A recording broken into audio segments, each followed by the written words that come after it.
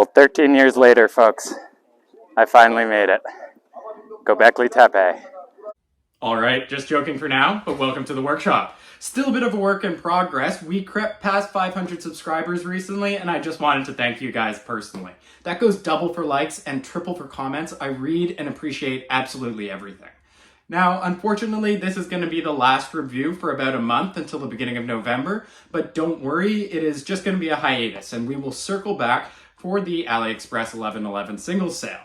And speaking of which, did I tell you guys that I got dumped last year? Shortly after launching this channel, actually. And needless to say, it really moved the goalposts. You know, the Teddy Bulbasaur, Courtney Ryan power couple of cheap watches, it just weren't in the cards. But I had a bucket list trip of backpacking southern Turkey that I wanted to do for over 12 years.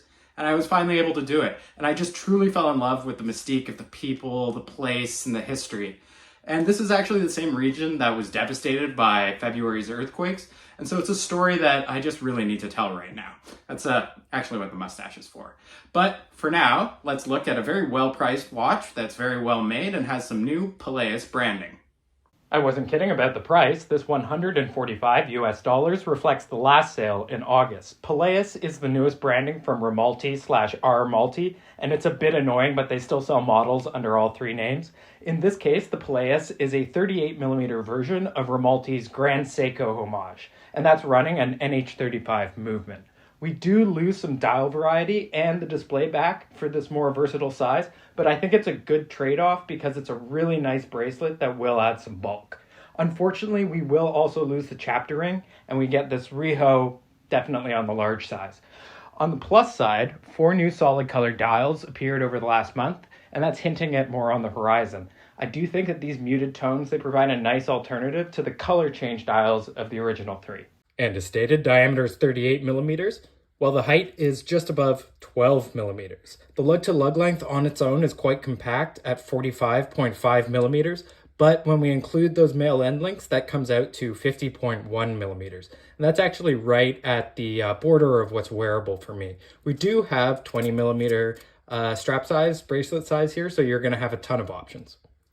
I'll throw this on real quick just to give you an idea. Notice how the lugs themselves are completely fine, but the end links, they actually almost extend to the width of my wrist. So if your wrist is smaller than mine, then something you might want to watch out for with the bracelet. And we do need to start with this bracelet because frankly, I'm stunned that you can pick up a watch like this for under $150. And it's particularly the angularity of these center links, as well as the contrasting surfaces of brushed and polished finish. And I think secondly, the only thing I can do is demonstrate is when you bring it up top, the links completely lock. But then once you drop them, it pivots almost to 180 degrees. So very smooth, just really satisfies my monkey brain. It's a milled, compact 3-position clasp. I think unless you're gonna go up to an on-the-fly adjustable, I prefer these smaller ones. And something I particularly liked is, look at how sturdy the internals are there. So it's just almost completely overbuilt. Be nice and solid. Apologies for the background noise there. I just wanted to show you the bracelet, Au Naturel. Just beautiful reflections and easily in my top 5 of value for money.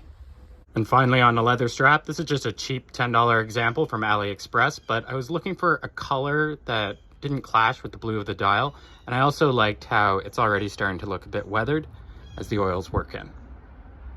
Boom, looks good. That's 5 minutes outside under direct sunlight and definitely not bad for a dress watch. While we're on the bezel, I have to address the elephant in the room, which is definitely this really large stainless steel Riho.